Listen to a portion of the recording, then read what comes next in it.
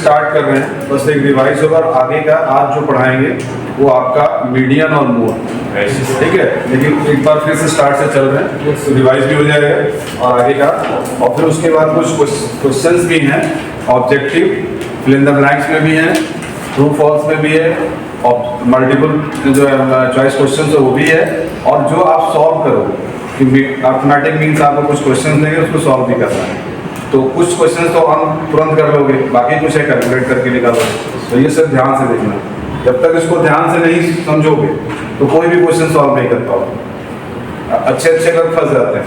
मैं खुद करने बैठूं तो कहीं ना कहीं अगर कैलकुलेशन आपकी अच्छी स्पीड नहीं है तो आप एक में ही फंस जाओगे। इसलिए ध्यान से सुनिएगा, फॉर्मूला आपको ध्यान से याद होना चाहिए सारी चीज़ें, और कौन पे कहाँ अप्लाई करेंगे, कहाँ डेविएशन मोड करेंगे, कहाँ पे हम बाद में आ जाएगा सभी क्लास।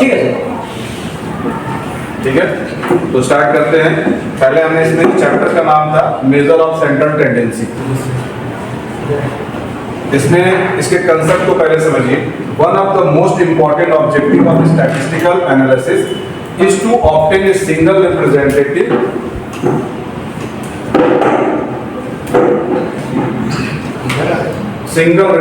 की बात करता है।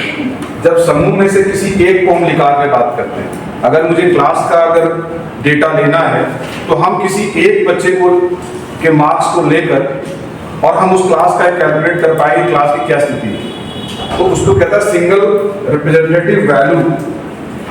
The one single value that describe the characteristics of the complex and varied mass of data is called average और सेंट्रल वैल्यू। हम क्लास में से सारे बच्चों को नहीं बुलाएंगे, हम किसी एक जैसे क्लास मॉनिटर होता है तो क्लास मॉनिटर से मेरी सारी इंफॉर्मेशन मिल जाएगी कि पूरे क्लास बुलाने की जरूरत है। अगर पूरे क्लास को बुलाएंगे तो टाइम टेकन है और सबके अलग अलग आएंगे। लेकिन हम बाद में अगर एनालिसिस करें तो उसका रिजल्ट निकल के क्या सेम आएगा, एक वैल्यू पे हम पहुंचेंगे। तो हम क्यों इतना टाइम वेस्ट करें। स्टैटिस्टिक्स सेंट्रल मेजर टेंडेंसी यही है कि हम उसमें से एक रिप्रेजेंटेटिव को निकाल लिया और उससे मुझे सारी वैल्यू, तो उसी को कहता है कि एवरेज और सेंट्रल वैल्यू कहते हैं। It is generally located in the centre और middle of the observation. They it is called central tendency of measure of rotation. Third, it is defined as an average to find one single figure that describe the characteristics of population. ये ऐसे group बने हुए हैं मान लीजिए, और इसमें से हम इसी एक दो को निकाल दिया, यही इसका रिप्रेजेंटेटिव। क्लियर? ऑब्जेक्टिव क्या होते हैं इसके? To represent the silent feature of mass complex data. पहला ऑब्जेक्टिव यही है कि उस कॉम्प्लेक्स डाटा का बहुत ही तरीके से salient features of mass complex data, सारे डाटा को एक नॉर्मल वे में आपको प्रेजेंट करता है। टू फैसिलिटेट कंपैरिजन, किसी को कंपेयर करना है तो इस डेटा के द्वारा हम कर सकते हैं कि मान लीजिए कितने बॉयज हैं, कितने गर्ल्स हैं, कितने हायर स्कोरर हैं, कितने लोअर हैं, कितने एवरेज हैं। तो इसको कंपेयर हम कब कर पाएंगे? जब हम इस डेटा के साथ जब मेजर सेंट्रल टेंडेंसी के थ्रू करेंगे। To know about the converse from a sample, हम किसी एक सैंपल निकाल ले रहे हैं, एक सैंपल से ही सारा डेटा के बारे में बता पा रहे हैं। तो ये इसका थर्ड ऑब्जेक्टिव्स है। To help in decision making, अगर मुझे निर्णय लेना है कि 90% वाले अबव को मुझे प्राइस देना है तो कैसे हम डिसीजन ले पाएंगे? डिसीजन हम तभी ले पाएंगे जब हम डेटा एनालिसिस इस माध्यम से कर पाएंगे। तो यही इसकी इंपॉर्टेंस है, ऑब्जेक्टिव्स हैं। टू ट्रेस मैथमेटिकल रिलेशनशिप, भाई कैसे हम कैलकुलेट कर रहे हैं तो मैथमेटिकल रिलेशनशिप बना रहे हैं ना, किस आधार पे कैसे एवरेज निकाल रहे हैं, तो ये इसका ऑब्जेक्टिव ये भी है। Characteristics of a representative average, देखो इतने लोग हैं, क्लास रिप्रेजेंट एवरेज, एक बच्चा आया, पूरा क्या होना चाहिए इसी के आधार पर उसका रिजल्ट हम निकालते हैं। एक बच्चे से सारा डेटा कलेक्ट किया, उसका मेन कैरेक्टरिस्टिक क्या है, उसी रिप्रेजेंटेटिव से हम सारा चीजें उस क्लास की सारी रिपोर्ट हम लेंगे।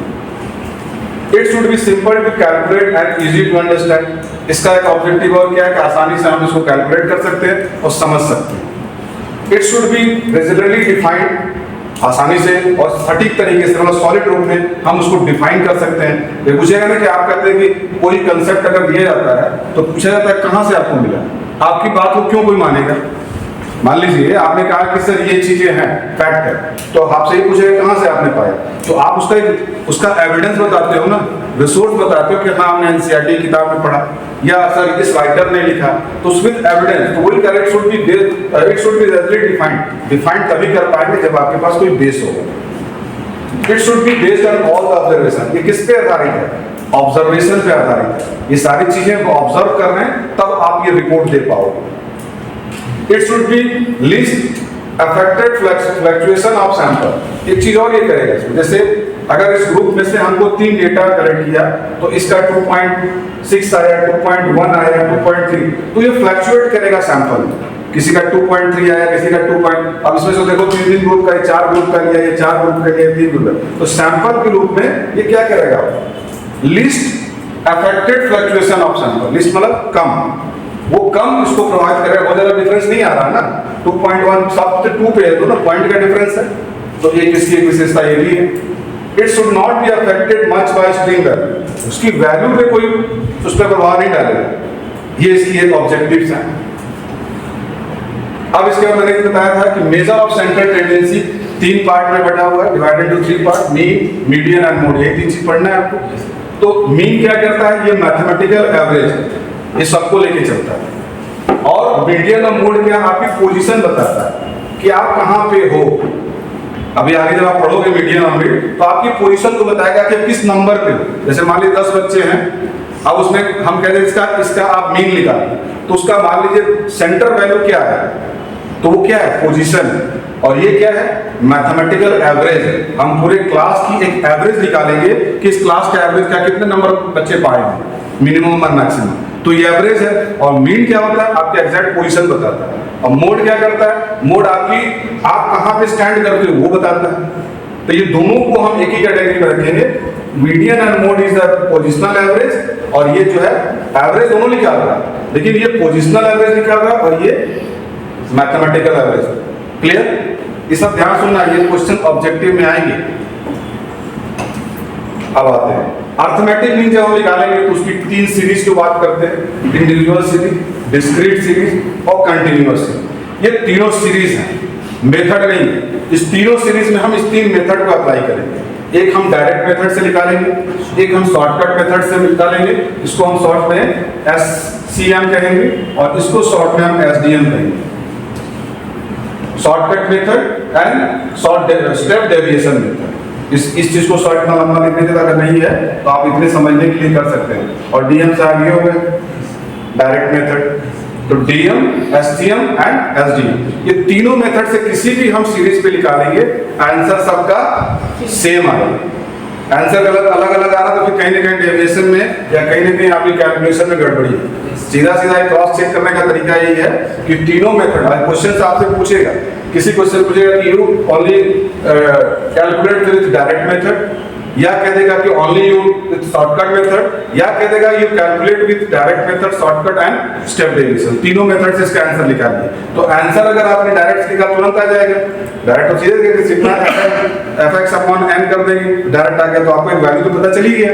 अब वही नंबर सब में आना चाहिए। नहीं आ रहा, इसका मतलब या तो आप डेविएशन निकालने में गड़बड़ कर रहे हैं, आप क्या करते हैं एज्यूम करके निकालते हो, और या तो आप गड़बड़ कर रहे हो कहीं ना कहीं, जो आपका क्लास इंटरवल करके निकालना स्टेप इनटू C, उसमें कैलकुलेशन करने में कहीं ना कहीं गड़बड़ी है, प्लस माइनस प्लस जो करने में तभी आपका नहीं आ रहा। और ऐसा होगा जब आप प्रैक्टिस करोगे, जब सॉल्व करोगे तो ये चीजें फंसेंगी।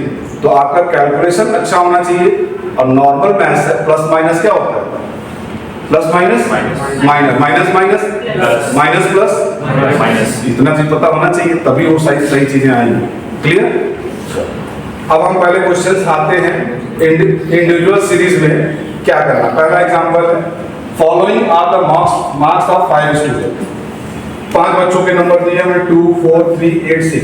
अब कह रहा है इसको अर्थमेटिक में निकालिए डायरेक्ट मेथड से। तो डायरेक्ट क्या है? सिग्मा x अपॉन n, सबको जोड़ दिया और डिवाइड कर दिया। 4.6 आपका एक आंसर आ गया। अब 4.6 सब में आना चाहिए, चाहे वो शॉर्टकट मेथड से करिए, चाहे डायरेक्ट मेथड से, तो आ ही गया। और स्टेप डेविएशन से भी 4.6 ही आया। ठीक, शॉर्टकट मेथड का देखो, इसमें D आप निकालेंगे, इसमें क्या चेंजेस आ रहे हैं? उसमें ऐसे यहाँ पे डी आप एज्यूम करके निकालेंगे। तो ये देखो इसकी कराया 4.6 आया। आगे इसका भी आंसर स्टेप डेविएशन में करेंगे, इन्होंने वैल्यू चेंज कर दिया, इसका भी आएगा उतना ही, ये नंबर चेंज हो गया है, लेकिन आप इसी नंबर को अगर आप प्रैक्टिस करना उसका भी 4.6 ही आएगा। भाई उसमें क्या करते हैं आप सी निकालते हैं, डिफरेंस निकालते हैं, क्लास इंटरवल।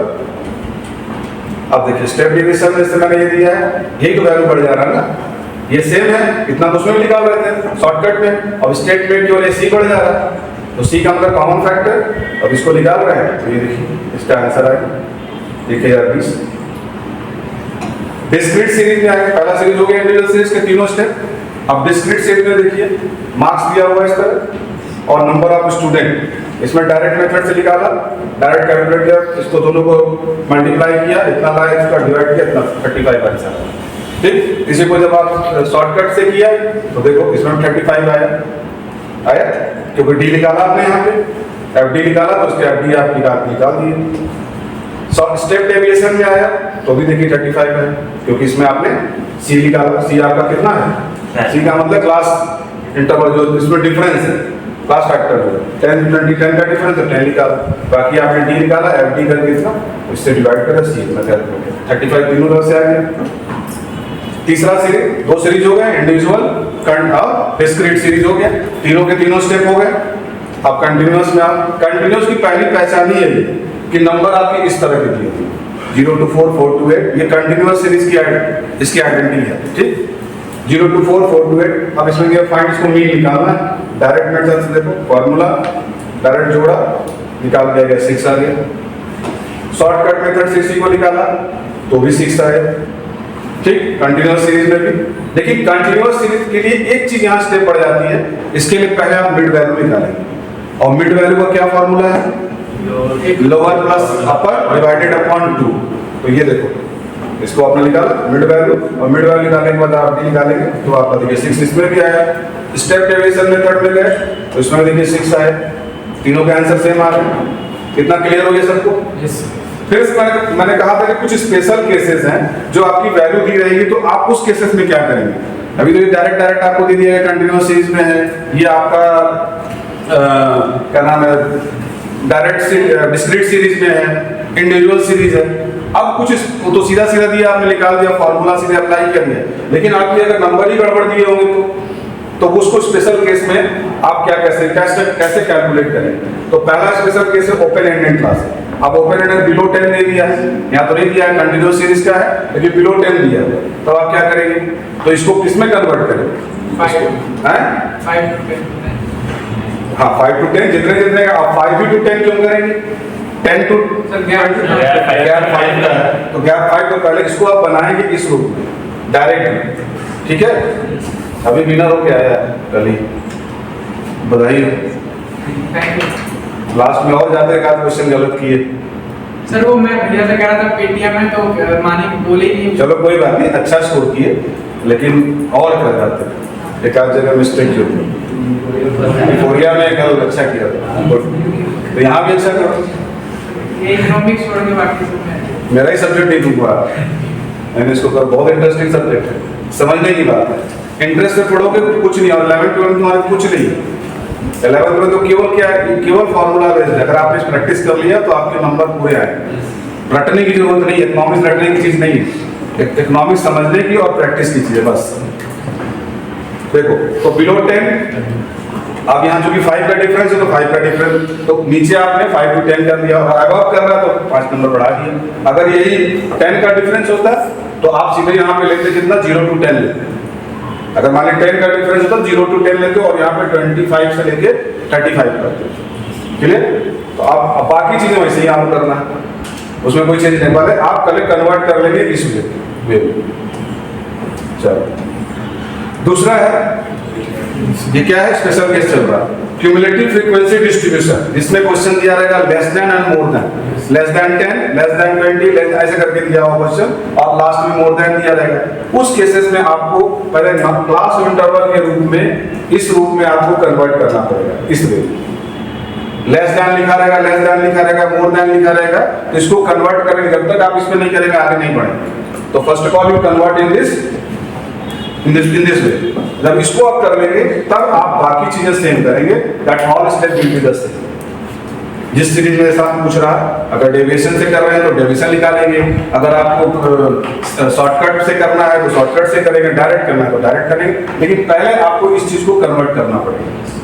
तीसरा, अगर मिड वैल्यू दिया है तो कुछ नहीं करना है, क्योंकि अब इस चक्कर में नहीं पड़ना है कि मिड वैल्यू दिया तो पहले हमको वहां पे जाके इस कन्वर्ट करना पड़ेगा क्लास इंटरवल डिस्ट्रीब्यूशन में। नहीं, यहाँ मिड वैल्यू दिया, अब आगे आपको बढ़ना है, तो मिड वैल्यू के आगे क्या प्रोसेस है उसको फॉलो करना है। तो लिख दिया sort directly, no change. Inclusive series में मैंने कहा इसमें भी कोई चेंज नहीं करना है, क्योंकि इंक्लूसिव सीरीज में भी आपका क्लास इंटरवल दिया हुआ है, नंबर दोनों दिए हैं, 20 to 29, 30 से अगली संख्या आगे कंटिन्यू कर रहा है। बस केवल अंतर क्या है कि बाकी सब आपके इवन नंबर में होता है, यहाँ ऑड नंबर 39 है, 29 है, लेकिन सबके तो 10 के डिफरेंस दे रहे हैं ना, तो यहाँ पे जबरदस्ती के चेंज करने का मतलब ही नहीं है।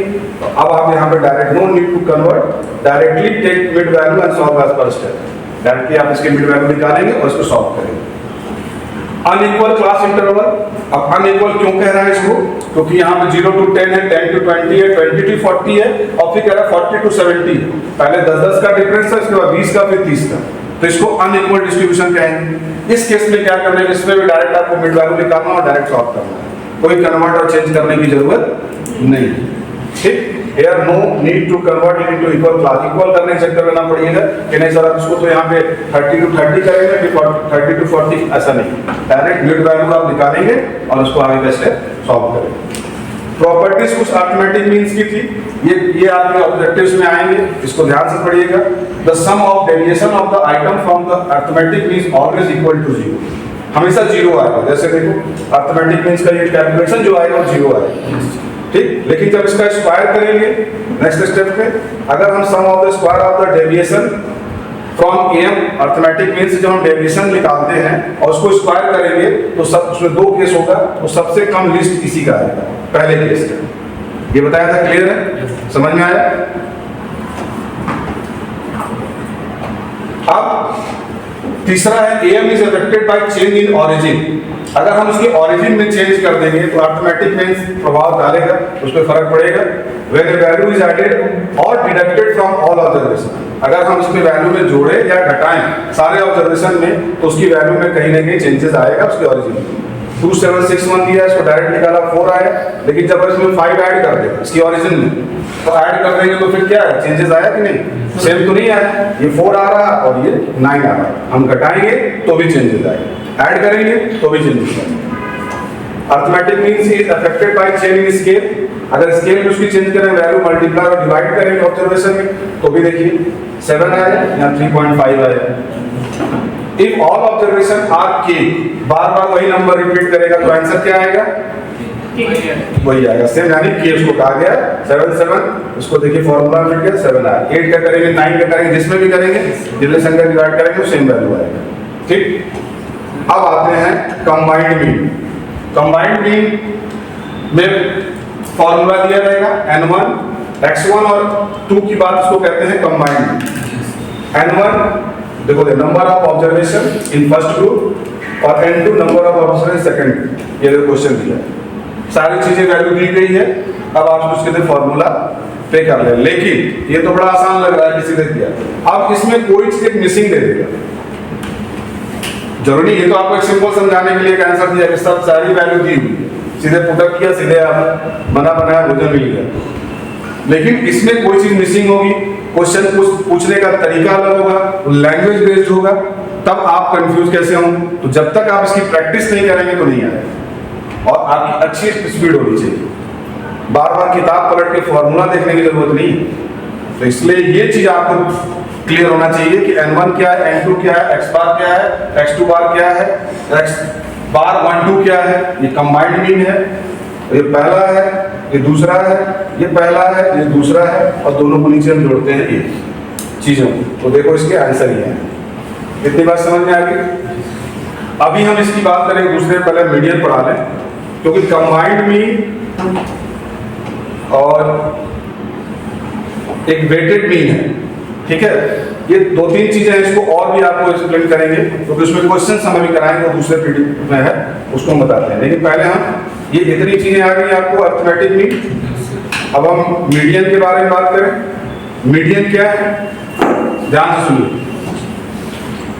मैंने पहले कहा कि ये positional average, median and mode की बात करता है। The median is that value of the variable which divide the group into two equal parts. दो, जैसे मान लें कि 10 लोग हैं, तो इसको दो भाग में बांटना है। इसका मीडियन नंबर क्या होगा, 1 से लेकर 10 तक है, तो इसके मीडियन को कैसे निकालेंगे? तो मीडियन क्या, ये पोजीशन पूछ रहा है ना, तो उसको निकालने का तरीका क्या है? मीडियन आपके अकॉर्डिंग होगा कि आप जो मान लीजिए कि आपके इवन नंबर में तो आसानी से बता दिया, लेकिन अगर ऑड नंबर में होगा तो मीडियन कैसे निकालेंगे? तो उसका एक फॉर्मूला है, इंडिविजुअल सीरीज में अगर निकालेंगे। इसका मेन कंसेप्ट ये है कि उसको दो भागों में डिवाइड करता है। Is that the value of the variable which divide the group into two equal parts?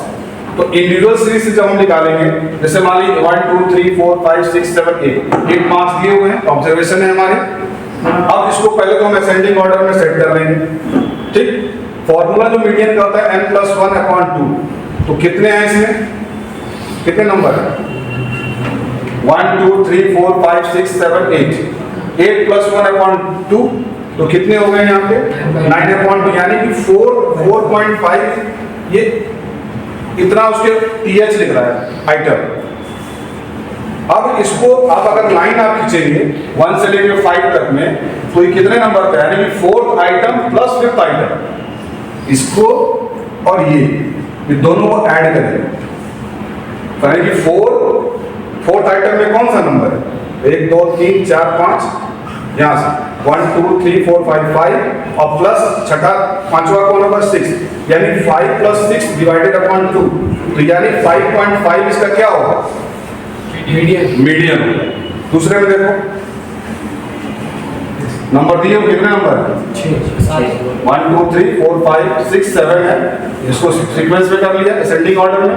अब देखो पहला क्या, first item, second, third, fourth, fifth, sixth. अब उसको वैल्यू 8/2 यानी 4th है, तो चौथा कौन सा होगा 1 2 3 4, यानी 7 इज योर मीडियन वैल्यू।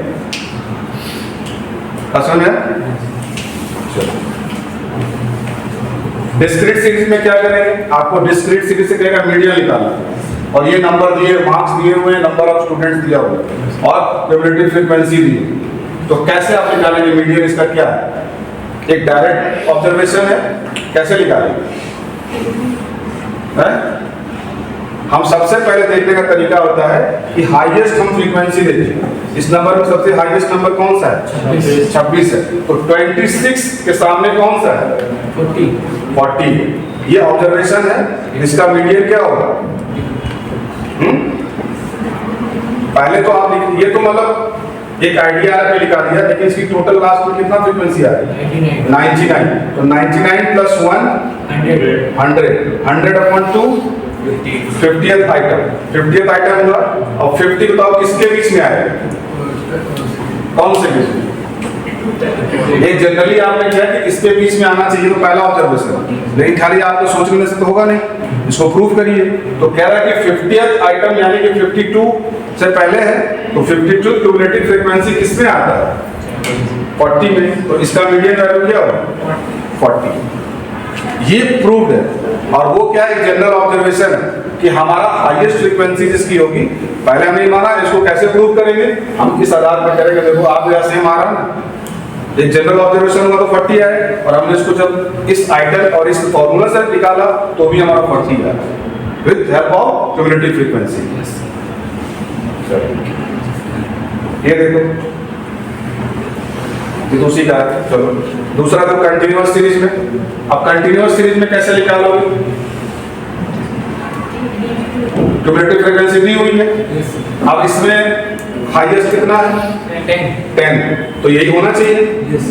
अब ऐसे आएगा कि नहीं आएगा, ये तो step 1 cumulative frequency, step 2 check n/2, तो हाईएस्ट यहाँ पे जोड़ने क्यूमुलेटिव फ्रीक्वेंसी कितना आया 32/2 16th आइटम। अब 16 किसके बीच में आएगा क्यूमुलेटिव फ्रीक्वेंसी 20, तो 20 का कितना है क्लास इंटरवल 20 to 30, तो यानी कि 20 to 30 इसका क्या होगा मीडियन वैल्यू होगा, मिडिल क्लास हुआ ना, ये देखो ये आंसर हुआ। थर्ड स्टेप में which cumulative frequency in which 16th item is 20 to 30। अब फोर्थ स्टेप जो है L plus n upon 2 minus CF upon F into I, इसका तो मैंने बता ही दिया था। L for lower limit, CF for preceding, ये F CF नहीं F है, F मतलब प्रीसीडिंग वैल्यू, और दूसरा F एक और है मीडियन वैल्यू, और I क्या है लास्ट लेंथ। अब देखो इसके ऊपर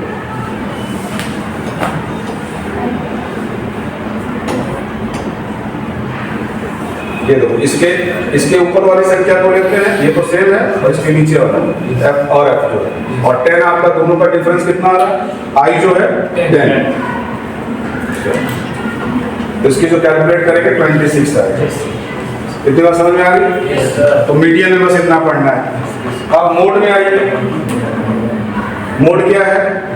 Mode is the value of observation which occurs most frequently in a given set of observation and around which other items of the sets are most densely or heavily concentrated.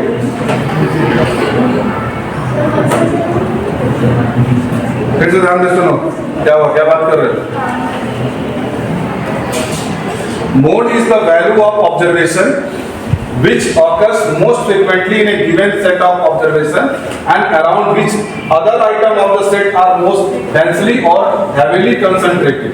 पहला example के साथ देखो, ऐसे तो कोई individual series में निकालो। अगर मुझे मोड निकालना है, कैसे निकालोगे? जनरल ऑब्जर्वेशन 2, 11, 3 बार कौन सी नंबर बार बार रिपीट कर रहा है? 3। कितनी बार किया? 3 बार। तो इसका मोड वैल्यू क्या हुआ? 3 हुआ। ठीक, ये तो जनरल हुआ। अब देखो इंडिविजुअल सीरीज में, अब डिस्क्रीट सीरीज में दिया हुआ है मोड निकालने के लिए, तो इसका मोड क्या होगा? कौन सी value mode value? Highest frequency check करोगे तो जनरल ऑब्जर्वेशन हुआ। इसमें हाईएस्ट कितना है? 21 के सामने कितना है? तो 225 इसका क्या हुआ? मोड हुआ। डिस्क्रीट सीरीज में मोड हुआ। अब इसको खाली तुम्हारे कहने से तो मान नहीं लेंगे, इसको प्रूफ करना पड़ेगा। एक तो आपने सीधे जनरल ऑब्जर्वेशन से आपने बता दिया कि हाईएस्ट फ्रीक्वेंसी जिसकी होगी उसकी जो वैल्यू दी रहेगी एक्स की, वही उसका मोड होगा। लेकिन अगर आपको कहेगा इसको प्रूफ करिए ग्रुपिंग मेथड से, एक तो ग्रुपिंग मेथड थोड़ी लंबी प्रक्रिया है, प्रोसेस है इसका लंबा, ग्रुपिंग मेथड, और फिर इसके बाद इसको एनालिसिस टेबल में डालना। देखो ग्रुपिंग मेथड में आपने वेजेस सारे लिख दिया। अब ध्यान से देखो इसको, 10 सामने देखो वेजेस दिया हुआ है। अब हम इसको ग्रुप बना लिए 1 2 3 4 5 6, ये आपकी वैल्यू दी हुई है। ठीक, अब इसमें सबसे हाईएस्ट कौन सा है ये तो बाद में करेंगे, पहले हम सेकंड जब ग्रुप बनाएंगे तो दो नंबर को ऐड करेंगे। ध्यान से देखो 3 और 8 11, ये देखो 11 आया, 26 और 6 4 और 2 6। देखो पहला स्टेप के साथ चलना। पहला स्टेप में हमें डायरेक्ट दो के ग्रुप 2 फ्रीक्वेंटली ग्रुप इन 2 दो का ऐड कर रहे हैं, दो का ऐड करेंगे तो दूसरे कॉलम में हमारी वैल्यू आएगी। ठीक, अब दूसरा स्टेप हम करेंगे कॉलम 3, यानी कि 3 कॉलम इसकी बात कर रहा है। Is the frequency group in 2 learning the first, 2 leaving the first. इसमें हम पहला 2 वाले इस कॉलम में पहला छोड़ देते, पहला हम छोड़ दे रहे हैं, इसको ऐड नहीं कर रहे इस नंबर। अब यहाँ किसको ऐड कर रहे हैं? 8 और 21, कितना हो जाएगा? 29 यहाँ है। फिर हम 2 ग्रुप की बनाएंगे 6 और 4 10। अब उसके आगे नीचे का ग्रुप नहीं बन रहा तो आगे का ऐड नहीं करेंगे। अब यहाँ पूछेंगे सर 2 क्यों छोड़ दे रहे हैं? तो 2 छोड़ देना है, क्योंकि जब भी ग्रुप बनेगा वो 2 का बनेगा या 3 का बनेगा, 4 का बनेगा आगे का स्टेप पे। तो ये स्टेप आगे इसलिए एक्सप्लेन भी कर रहे हैं कि यहाँ पे हमको 2 का करना है, तो पहले वाले को छोड़ देना है, 2 को ऐड किया और लास्ट में सिंगल डिजिट बच रहा उसको भी छोड़ देंगे। तो ये देखिए 29 और 10 आ गया। अब देखिए स्टेप थर्ड में आइए, कॉलम 4 फ्रीक्वेंटली ग्रुप इन 3। अब 3 को 4 में ऐड कर, यानी कि 3 8 और 21 कितना होगा? जोड़ो 29 और 30 31 कितना होगा? 3 32 32 आया। और अब कोई जोड़ेगा नहीं, इसको छोड़ दिया, इसलिए ग्रुप बन रहा है। 64 तो जुड़ेगा नहीं, इसमें देखो ना क्या फोर्थ स्टेप पे क्या है, फोर्थ स्टेप कर रहे हैं ना, नहीं third column 4 frequency group in 3 तीन का करेंगे। Yes sir. तो कितना आएगा 36 तो आएगा, सॉरी इसमें 32 आया ये और ये 12 आया। फिफ्थ में जो है, फिफ्थ में क्या कह रहा है, फिफ्थ में कह रहा है कि column 6 frequency group in 3 living first, एक पहला छोड़ देंगे और 3 को ऐड करेंगे। यहाँ देखो 6 में क्या है 35 आया, यहाँ 35 है 3 को और 6 में 31।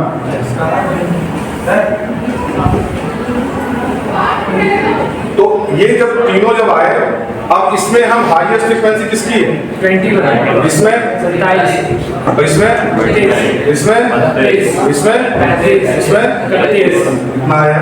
अब ये तो ग्रुप बन गया, अब इसको टेबल में फिट करो। यस कैसे टेबल में फिट करोगे, अब देखो पहला कॉलम में 21 है, किसके किसके बीच में आया, किसको जो यहाँ पे आया, ये देखो किसी का है किसी में नहीं, किसी में नहीं है 125 175 में नहीं है, नहीं है। अब देखो 27 जो है सेकंड कॉलम में हाईएस्ट है, तो 27 किसके किसके बीच में आया, 225 275 सेकंड कॉलम में देखो सब में, सेकंड कॉलम में लगभग सभी में आया। तो ऐसे जब वैल्यू को जब आप पुटअप करेंगे, फिर इसके बाद इसको टोटल करेंगे। टोटल क्या है, इसकी कितनी सबसे ज्यादा संख्या किसकी है 225, इसलिए 225 यहाँ भी तो हाईएस्ट फ्रीक्वेंसी निकाल रहा है। तो हाईएस्ट फ्रीक्वेंसी इसको जब प्रूव किया तो किसका है 225 इसका मोड। और डायरेक्ट जब आप किए थे तो कैसे किए थे, तब भी आप हाईएस्ट फ्रीक्वेंसी लेके ही किया था, तो हाईएस्ट 20 और 225 ये क्रॉस चेक हो गया। तो ऐसे क्वेश्चंस आपके मोड में दिए हैं, इसको आपको थोड़ा सा लंबा है नहीं करना पड़ेगा। कंटिन्यूअस सीरीज में करोगे तो कैसे निकालोगे, अब इसमें देखो फार्मूला बेस्ड है, इसमें भी हाईएस्ट किसका है 30 है, तो इसमें फार्मूला है F0, देखो इसका भी एक्सप्लेन किया हुआ है। पहले तो जानो F1 का मतलब होता है फ्रीक्वेंसी ऑफ मॉडल क्लास, बाहर कर देंगे बता रहा हूँ, कोई पूछूंगा आएगा नहीं ना तो समझना अभी क्या करूंगा मैं, अभी जानते नहीं हो, जिस ध्यान से सुनो।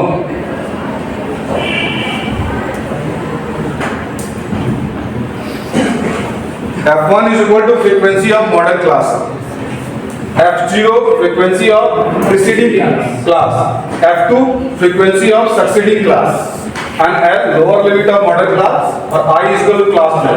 ये पहले तो समझ लो कि ये फॉर्मूला का चीज़ डिस्क्राइब कर दिया है, ये जो F1 F0। तो जब इसमें इसका मॉडल क्लास क्या है, मॉडल क्लास हम कब आइडेंटिफाई कर रहे हैं अकॉर्डिंग टू हाईएस्ट फ्रीक्वेंसी, जिसकी हाईएस्ट फ्रीक्वेंसी होगी वही हमारा मॉडल क्लास है, वही हमारा क्लास इंटरवल है। क्लियर। अब जब हम क्लास में जब ये हाईएस्ट जो फ्रीक्वेंसी इसी को हम F1 कहते हैं और इसका प्रीसीडिंग ऊपर वाला हुआ यानी 12 हुआ F0 जिसको कहते हैं, और सक्सीडिंग जो हुआ F2 हुआ यानी 24 हुआ। इतनी वैल्यू आपको आ गई। अब आपको क्या करना है, क्लास इंटरवल तो कितने का डिफरेंस है 10 का, तो आई भी पता चल गया। लोअर कितना है L क्या है 20 यानी लोअर यूनिट जो उसकी है तो 20 होगी, तो सारा चीज पता चल गया। तो अब आप इसकी निकाल नहीं लेंगे, अब इसको आप फॉर्मूला पे, लेकिन इसमें एक चीज और है, ये कह रहा है कि इस फॉर्मूला पे तो निकालेंगे, लेकिन अगर 2F1 minus F1 minus F2 is 0 और नेगेटिव, अगर उसमें नेगेटिव आएगा आंसर आता है, तब किस कंडीशन में आप किस फॉर्मूला को अप्लाई करेंगे, फिर आप मोड निकालेंगे F1 minus F0 L plus F1 minus F0, इसको मोड कहते हैं, ये जो ऐसा था इसको मोड कहते हैं, F1 माइनस F0 और फिर यहाँ पे F1 minus plus F1 minus F2 into I, फिर आप इस फॉर्मूला को निकालेंगे। देखो देखो पहले तो हम सीधे सीधे निकाल रहे हैं, L प्लस F1 इसी पे निकाल रहे हैं ना, ये आएगा 0 आएगा तो इस वैल्यू पर करेंगे। ये देखो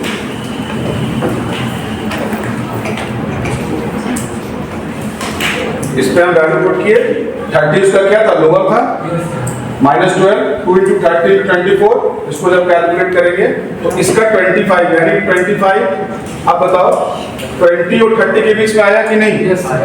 यही आना चाहिए था। तो ये एक जनरल ऑब्जर्वेशन आपने ऐसे निकाला कि हमारी सबसे हाईएस्ट फ्रीक्वेंसी जो होगी वही हमारा मॉडल क्लास होगा, उसी के बीच की कोई वैल्यू आएगी। अब कौन सी वैल्यू आएगी ये तो नहीं पता है भाई। 20 से 30 के बीच में 27.5 भी तो हो सकता है, लेकिन ये क्लियर हो गया कि जब भी आएगा इन दोनों के बीच की ही वैल्यू आएगी। तो देखिए 25 आया तो 20 और 30 के बीच का ही था, तो ये आपका मोड हो गया। इतनी बात समझ में आ गई? चलो अब बताता हूँ, तो मस्ती किए हो।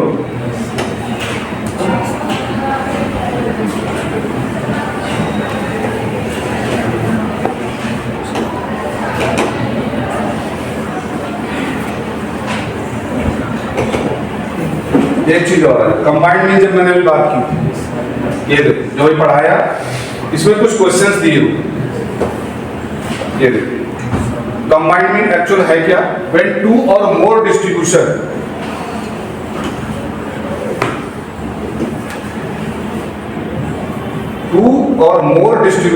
with their number of items and arithmetic means, the combined mean can be calculated by applying the following formula.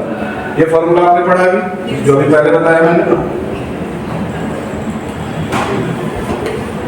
अब इसमें से अब ऐसे क्वेश्चन दिए हुए, ये आपको सीधे सीधे मीन दिया हुआ, नंबर ऑफ स्टूडेंट्स दिया हुआ, ठीक। इसको सीधे सीधे आपने फॉर्मूला में पुट अप किया, ये आंसर आ गया। ये तो आसानी से आपने अडॉप्ट कर लिया। अब देखो दूसरा question, the average rainfall of a city from Monday to Saturday is 0.3 centimetre. ध्यान से पढ़ना। Due to heavy rainfall on Sunday the average for the whole of the week rose to 0.5 centimetre. How much rainfall on Sunday? Sunday को कितना बारिश हुई? अब इसको निकालो। तो फॉर्मूला आपने यहाँ पे क्या कह दिया? डिजिट के नंबर में देंगे तो 0.3 है और 0.5 है, कैसे निकालोगे? मान लो सीधा सीधा सारी वैल्यू नहीं हुई थी, पुट अप कर दिए। लेकिन जब क्वेश्चन आपको ऐसे पूछेगा, और यही तरीका है पूछने का, वो तो समझाने के लिए पहले आप समझेंगे और क्वेश्चंस कैसे पूछे जाते हैं। तो the average rainfall of the city from Monday to Saturday, तो आप मंडे टू सैटरडे को डे एक नंबर पे करेंगे कि अगर हम संडे को 1 मानते हैं तो मंडे को क्या मानेंगे? 2। 7 दिन का 1 वीक होता है। तो आप देखो, consider the rain from Monday to Saturday 6 day, 6 दिन का हुआ, Monday Saturday as first group and rainfall on Sunday यानी कि फर्स्ट डे। 6 दिन अगर हम मंडे से सैटरडे को मान रहे हैं, 6 दिन हुआ तो वीकली कितना होता है? 7 दिन का होता है। तो हम 1 को संडे को 1 मानेंगे एज सेकेंड ग्रुप। अब देखो, अब फॉर्मूला में करो, n1 कितना हो गया? 6 हो गया, क्योंकि आपके 6 डे की बात कर रहा है, मंडे टू सैटरडे। और दूसरा ग्रुप कौन सा बन गया? संडे, यानी n2 इज इक्वल टू 1। पहली बारिश कहा कि 0.3 सेंटीमीटर है और दूसरा कह रहा है, टोटल बता रहा है x1 x2 जो 0.5 है। अब यानी कि फॉर्मूला क्या था? यही फॉर्मूला है। तो जहां कंबाइंड बारिश की बात कर रहा है वो 0.5 है और इंडिविजुअल उस डे की बात कर रहा है यानी कि 0.3 है। अब यहाँ पे फॉर्मूला में पुट अप करो, देखो आ जाए x, ये 0.5 यहाँ किया, 6 इंटू 0.3 प्लस 1 इंटू x2 क्योंकि पता नहीं है, ये निकाल दिया। तो x सेकंड वाले का 1.7 यानी कि संडे को जो बारिश हुई वो 1.7 सेंटीमीटर। क्लियर? एक क्वेश्चन ऐसा हुआ। अब combined meaning,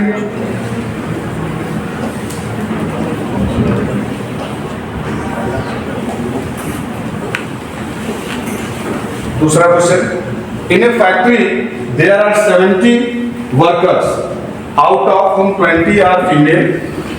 the average daily wages of a female worker is ₹325। The total daily wages of all the workers is ₹25,900। ये देखो, इसलिए मैंने यहाँ बादल बना दिया।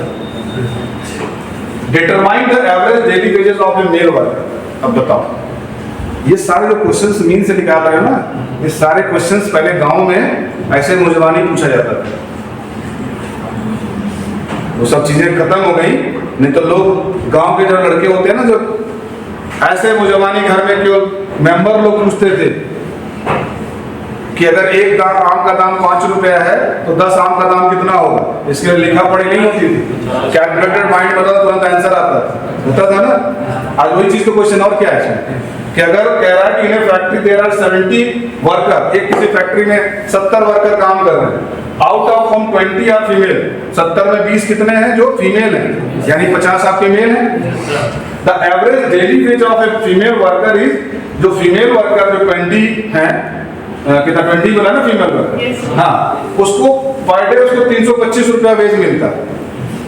The total daily wages of all the worker is, अगर दोनों को जोड़ दे जा रहा है, वेजेस करा कि 20 लोगों को 325 रुपया पर डे के हिसाब से मिल रहा है, और करा सबको मिला दिया जाए तो उसकी टोटल वेजेस पे जो खर्च आ रहा है वो 25,900। तो determine the average daily wages of, तो आप बताइए 325 इसका आ रहा है तो मेल का कितना होगा, मेल का पर डे वेजेस कितना होगा, यही क्वेश्चन का मतलब हुआ। इतनी बात समझ में आई। अब इसको कह रहा है कि इसको आप कैलकुलेट करोगे कंबाइंड मीन से, तो नंबर ऑफ वर्कर्स कितने हैं टोटल, 70 हैं, फीमेल वर्कर कितने हैं, यानी कि ये n हो गया, n का मतलब टोटल हो गया, और इसमें एक डिवाइड कर दिया कि n1 का मतलब फीमेल जो है 20 है, ठीक। Average daily wages of female worker 325। पहले जो वो लैंग्वेज बोल रहा है उसको पहले आपने आइडेंटिफाई करके लिख लो, तब आपको समझ में आया कि क्या दिया और क्या निकालना है। फीमेल वर्कर को दिया 325 रुपया, ठीक। टोटल वेजेस ऑफ कह रहा है कि सभी इसको कैलकुलेट कर लेते, यानी कि ये फीमेल का आ गया 325 आया, और 20 को कैलकुलेट किया, मल्टीप्लाई किया तो 6500 रुपया आ गया, और टोटल कह रहा है कि वेजेस 25,900 है, ठीक। आया ये, क्या करेंगे इसमें माइनस कर देंगे तो क्या आ जाएगा, 19,400 आ जाए। तो किसका है, मेल का। भाई ये आ गया 6500 फीमेल का, और जितने में से माइनस कर दोगे उतना उसका समझ में आ गया। चलो तीसरा क्वेश्चन देखो। The average marks of 50 student तुम लोगों के लिए in class is 5। The average marks of 50 student in class is 5। 5 number पाए, एवरेज है 50 बच्चों का। The pass result of 40 students who took up a class test is given below. सबके number दिए गए। Calculate mean marks of 10 students who failed. 10 लोगों का mean निकालिए जो फेल। मार्क्स दिया हुआ है। 8 बच्चे ऐसे जिनको 4 नंबर मिले हैं, 10 बच्चे ऐसे जिनको 5 नंबर मिले हैं, 9 बच्चे ऐसे जिनको 6 नंबर मिले हैं, 6 ऐसे जो 7 नंबर पाए हैं, 4 ऐसे जो 8 पाए, 3 ऐसे जो हैं 9 पाए। ये आपका वैल्यू दी हुई है। तो कंबाइंड की बात कर रहा है, कितने लोगों को 5 नंबर है, x1 x2 5 है, पहला था ना इसमें 50 स्टूडेंट को 5 मिले हैं। चलो मीन ऑफ पास स्टूडेंट पता नहीं है, मीन ऑफ फेल स्टूडेंट पता नहीं, n1 कितना है 40 और n2 10। अब निकालो, इसका निकालोगे 4 5 6 7 मार्क्स हो गए। नंबर ऑफ स्टूडेंट्स ये है सिग्मा एफ एक्स निकालोगे, दोनों को डिवाइड करोगे तो इतना आ जाएगा। एक क्वेश्चन ऐसे आएंगे, ये हम टाइप्स बता रहे हैं क्वेश्चंस, अभी आगे भी है, पूरा नहीं हुआ। जब इसको निकालेंगे, ये आगे पीछे उन्होंने फोटो कर दिया, पहले वाले का। चलो छठा question. The mean age of a combined group of men and women is 30 years. If the mean age of the group of men is 32 and that of the group of the women is 27, find out the percentage of men and women in the, इसको solve करना, लिखो जरा question, write down जो करके लिया हमने। The mean age of a combined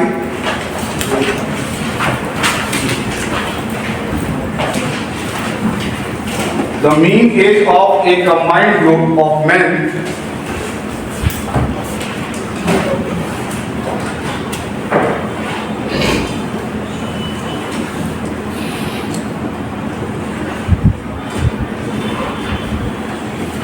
The mean age of a combined group of men and women is 30 years. If the mean age of the group of men is 32, if the mean age of the group of men is 32,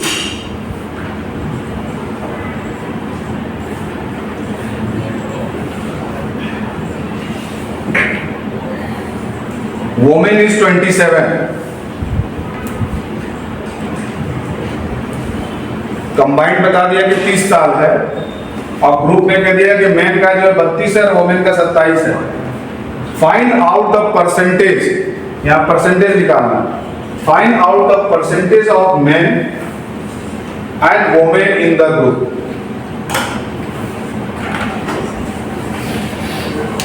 हो गया? इसको कल निकाल के लिया। रुक जाओ, okay कैसे हो गया? तो थोड़ी ओके होता है। चलो अब टेस्ट होगा ना, अब बताओ। और जो नहीं बताया उसके बताता हूँ। Open in class interval are those which do not have the dash limit of the first class interval and the dash limit of the last class interval. क्या होगा? Upper limit. किसमें अपर होगा? पहले अपर होगा? Yes. यहाँ क्या होगा?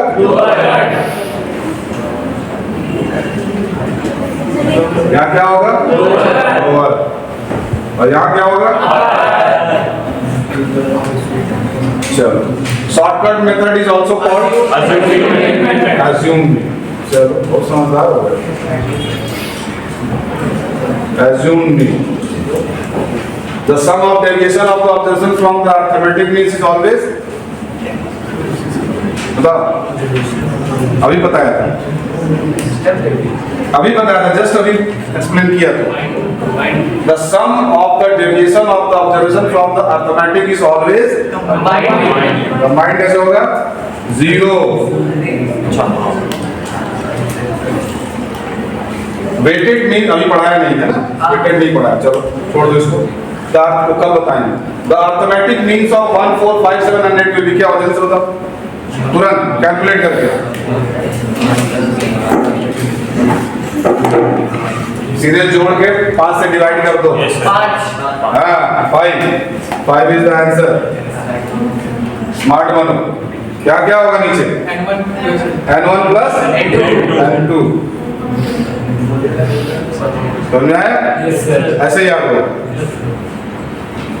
The sum of the square of the deviation of the item from the arithmetic mean is, अभी बताया था ना 0 होगा, दूसरा अगर स्क्वायर करेंगे तो 0 मिनिमम।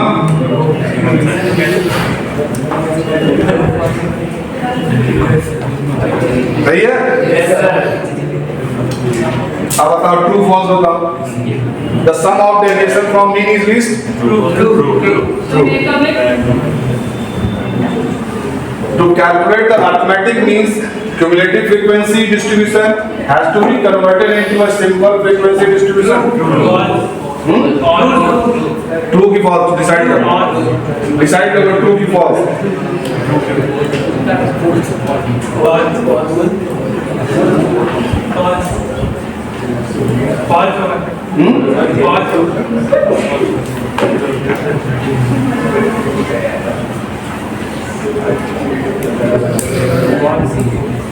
ट्रू है।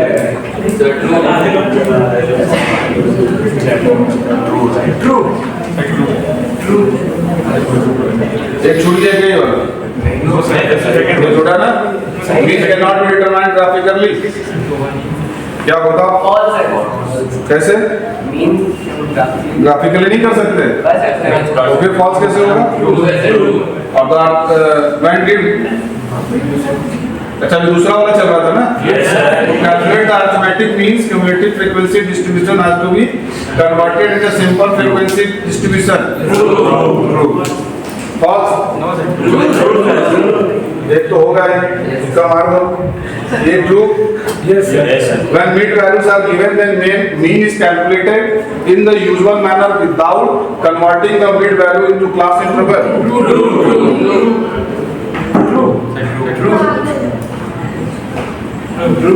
ट्रू। सोच लो फिर से।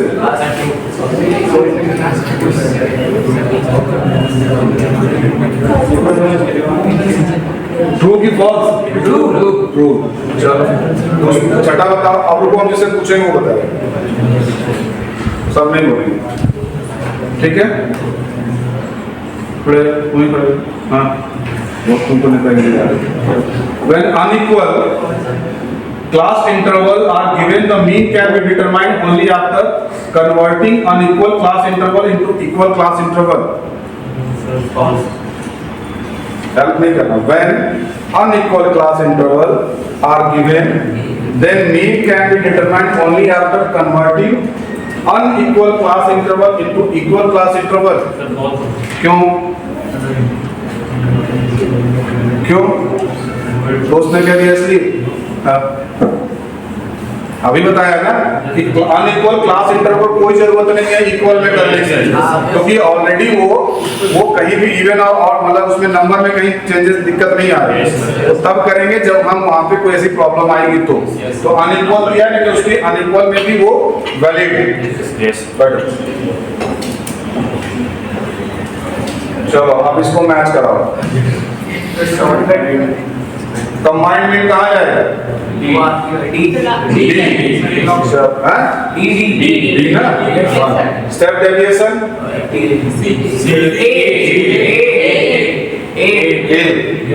और डायरेक्ट सी और शॉर्टकट समझ आ गया? अब याद रहेगा? चलो दूसरा मैच करो। वेटेड मीन कौन सा है? ये पढ़ाया नहीं। चलो दूसरा बता दो। शॉर्टकट मेथड एज्यूम मीन ये है। डायरेक्ट मेथड अब दो ही बचा तो दोनों पढ़े नहीं। चल बच गए। अब चलो आप कैसे बचोगे बताओ। मीन ये दिया वो कौन सी वैल्यू होगी? जोड़ो।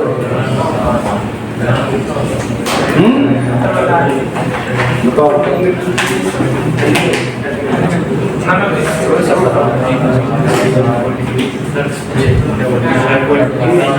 कैलकुलेट कर लो, कॉपी किताब लिए हो ना। तो कोई अर्जेंट है क्या? सर इसको ऑफ कर दीजिए।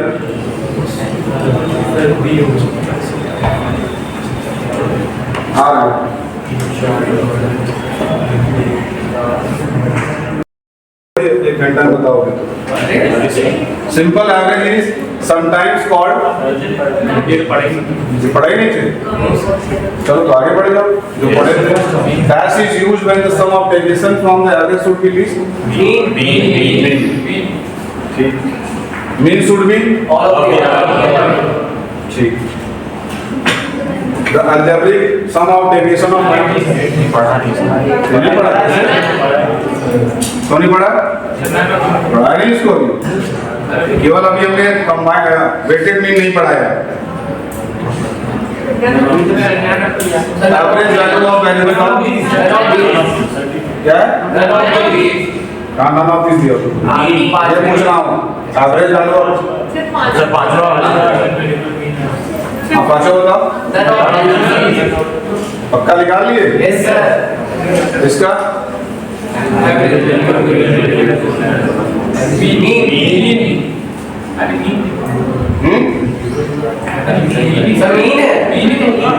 पक्का ना? Measure central tendency of known as both नहीं है? दोनों तो निकालते हैं।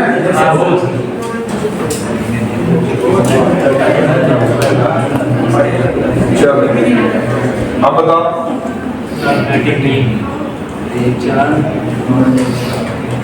यहाँ निकालो इसका।